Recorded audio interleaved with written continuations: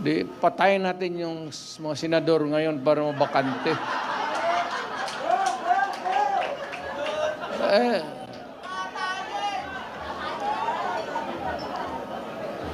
Kung makapatay tayo ng mga 15 na senador, pasok na tayo lahat.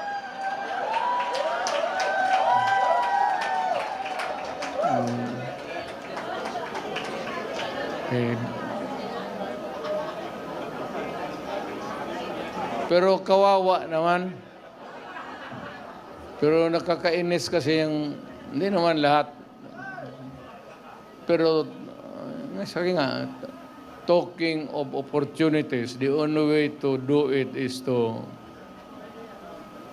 pasabugin na lang natin yung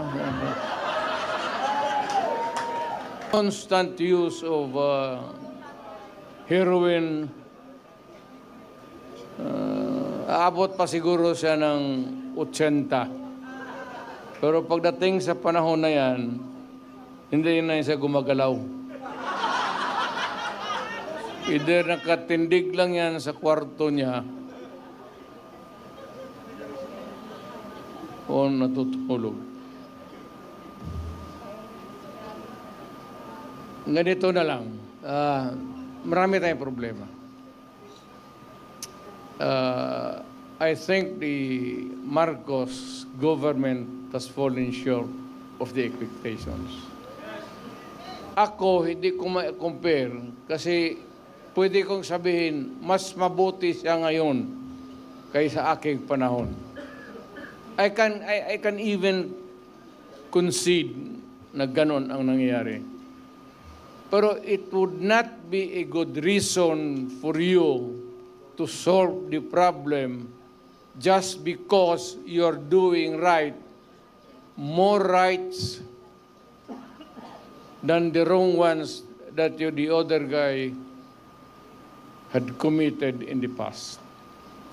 Na ibig sabihin dyan, kung sabihin, wala yun si Duterte, mahina kasi ganun. Okay. But it's not me. It's the Filipino people.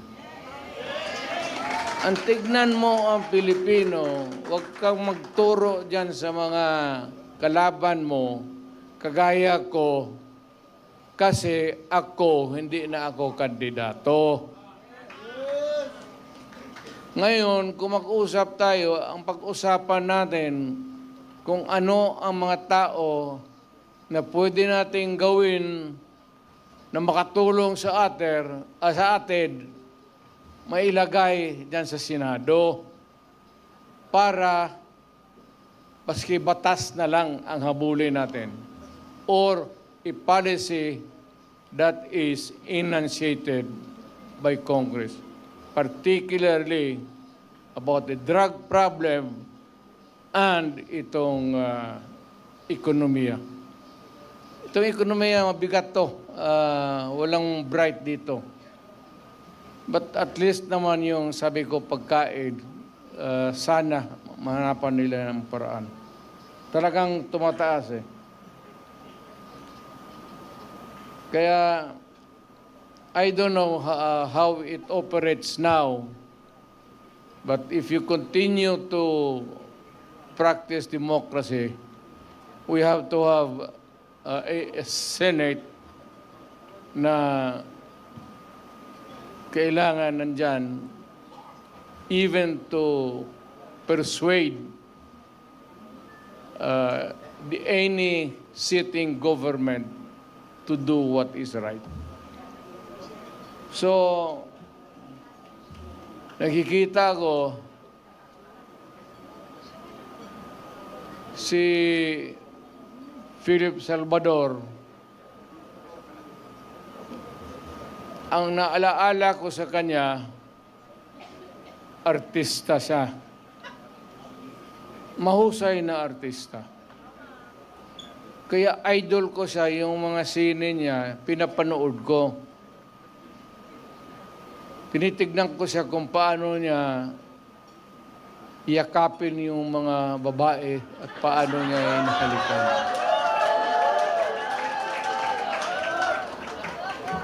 Well, aside from the fact that I know he would make a good senator, yun ang ang naalaala ko sa kanya na parang durog talaga ang babae sa yakap at pagmamahal. Now we have Atty. Rodriguez. Galing yan sa administration. Alam mo, mag-isang tao, importante talaga to. Importante ito. Baski kami, alam namin, baski yun ang nakakilala sa akin personal. Importante ang tao na may prinsipyo.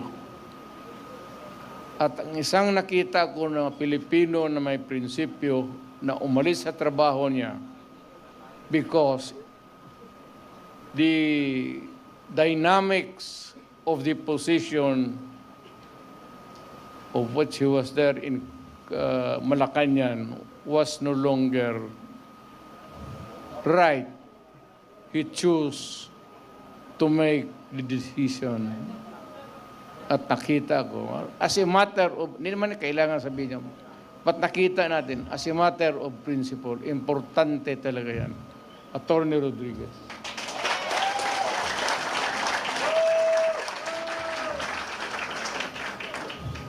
Itong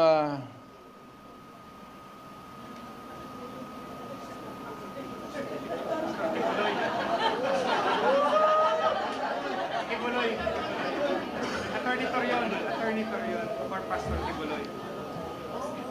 para ka kay Kibuloy? Representative. Sana. Si Pastor.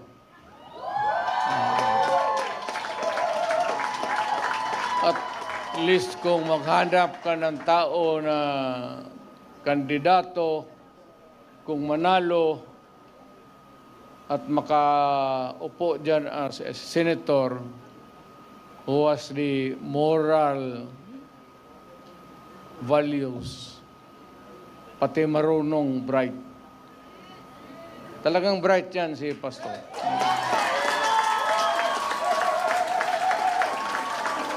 Hindi lang ninyo na rinig kasi pastor Ang ina yung sinasabi, yung ganon, ang mga apostoles, ano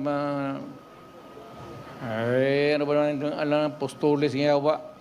Dito tayo sa politika ito So, si Pastor Kibuloy para sa Senado.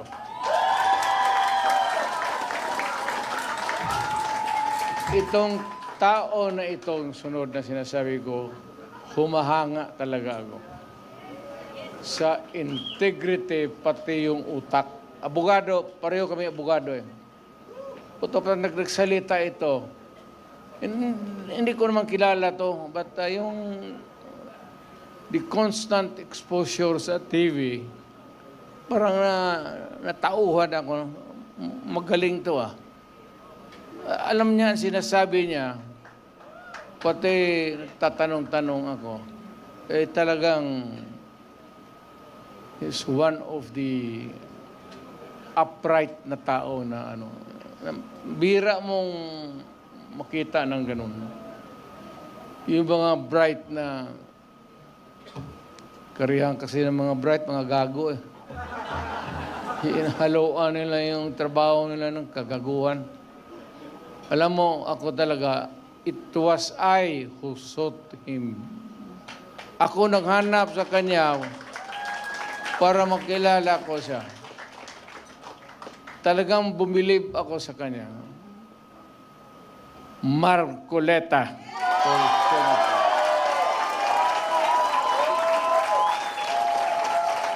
Totoo yan, sir. Hindi kita alam niya, hindi niya. Nung yung lumapit ako sa kanya, sinabi ko, Sir, believe ako sa iyo. Diretso, alam niya. Alam talaga niya. So, kailangan natin sa Senado. Ngayon, marami kasi sila, ano dapat ang gawin natin? Hindi, patayin natin yung mga senador ngayon para mabakante.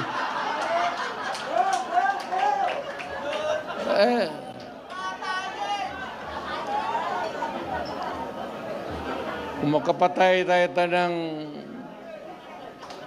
mga 15 na senador, pasok na tayo lahat.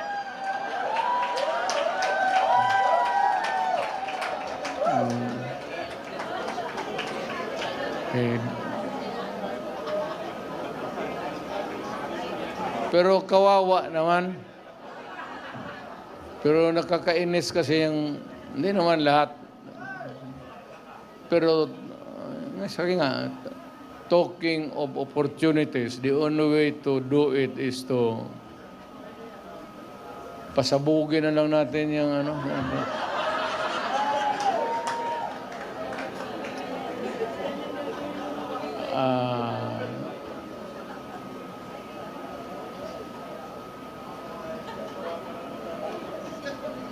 itong sa sunod ko, mahusay na abogado to.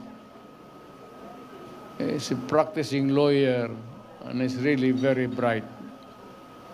Marunong talaga to. Marunong sa lahat. Pag-abogado, sa trial,